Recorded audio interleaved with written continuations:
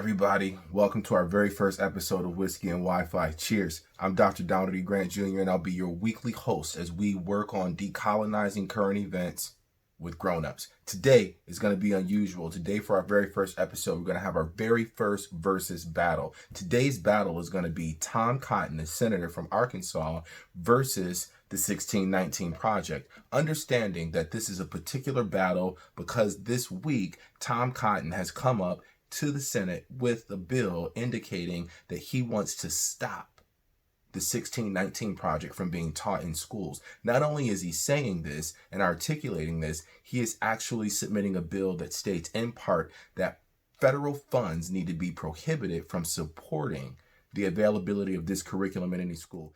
Here's some more language from the bill for you to understand. An activist movement is gaining momentum to deny or obfuscate the history by claiming that America was not founded on the ideals of the Declaration, but rather on slavery and oppression. The distortion of American history is being taught to children in public schools via the New York Times 1619 Project, which claims that nearly everything that has truly made America exceptional grew out of slavery. Interesting. Let's read what the 1619 Project specifically says. In August of 1619, a ship appeared on this horizon near Point Comfort, a coastal port in the British colony of Virginia. It carried more than 20 enslaved Africans who were sold to the colonists. America was not yet America, but this was the moment it began. No aspect of the country that would be formed here has been untouched by the 250 years of slavery that followed.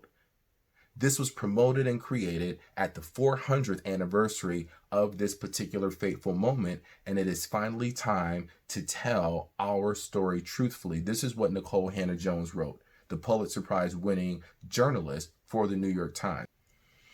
This is the battle between the 1619 Project and Senator Tom Cotton. Two important concepts are really important to understand as we discuss this. Those relate to historical revisionism and negationism. The specific things that Tom Cotton is fighting against, the specific things that he's stating, is the foundation on which American academia is based on. We understand that the story has already been switched, that what he's seeking for us to preserve is a colonized story of America that was promoted very early on. And this colonized history has been given to us over and over and over to the degree where white fragility makes it challenging to accommodate new information like the 1619 Project. So if we were to look at the actual history of America, these would be the things that we would see. These would be the images that we would understand. And what Tom Cotton is attempting to do is deny this history and not make it such that we understand that historically these children were brought out to watch black men and women be hanged from trees and set on fire. Answer me this. If you were a parent today, would you ever entertain the idea of somebody saying, hey, Jane, we're going to run down the street, we're going to chase down a black dude, we're going to hang him from a tree and set him on fire. Bring your children. That's the history that Tom Cotton is attempting to deny us from seeing and acknowledging, and we're not having it. When we talk about the success of America, it was based and built up on a free labor system. This free labor system promoted the destruction of black bodies.